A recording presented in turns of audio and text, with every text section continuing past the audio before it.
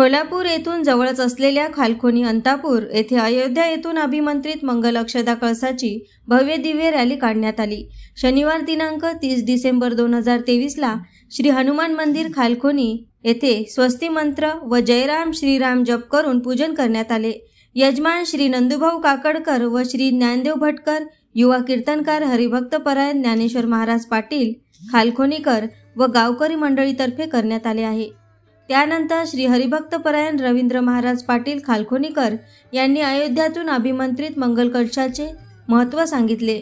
येणाऱ्या 22 जानेवारी 2024 ला राम जन्मभूमी अयोध्या येथे मंदिराचे उद्घाटन करण्यात येणार आहे। त्या दिवशी सर्वांनाच अवधपुरीत जाणे शक्य होणार नाही, गर्दी भरपूर होऊ नये म्हणून सर्वांनी आपापल्या गावात 22 जानेवारीला श्री रामचंद्र भगवंताची प्रतिमा पालखीत बसवून गावातून मिरवणूक काढण्यात यावी।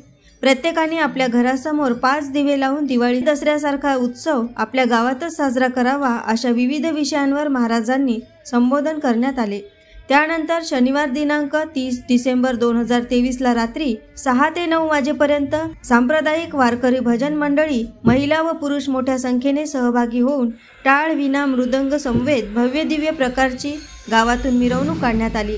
या मिरवणुकीत श्री भावेश भटकर, श्री शुभम नारायण पाटील, श्री राहुल भटकर, श्री तेजस कावरे, रमेश भाऊ गाळे, श्री मनीष भाऊ भटकर, रवींद्र उर्फ बाबू रौराळे, छत्रपती गाळे, सोपान गाळे, योगेश राणे, अरविंद भाऊ भटकर, अर्जुन भटकर, गौरव गाळे, सोपान भाऊ भटकर, ज्ञानेश्वर गाळे, सुभाषराव गाळे, अनिल भाऊ रहाटे, तेजस भटकर, नरेश भाऊ गाळे, पवन भटकर, किशोर गाळे, आनंद कावरे, गोकुळ राणे, अनंत भाऊ गाळे, शुभम कावरे, राहुल भाऊ भटकर, श्री वैभव पाटील, प्रल्हाद सोळंके, रणजित भटकर, वैभव भटकर, पंकज भटकर, मंगेश गाळे, चेतन चावरे, आभी गाळे इत्यादी मंडळी उपस्थित होती, अशी माहिती सामाजिक कार्यकर्ते श्री वैभव नारायण पाटील यांनी दिली आहे।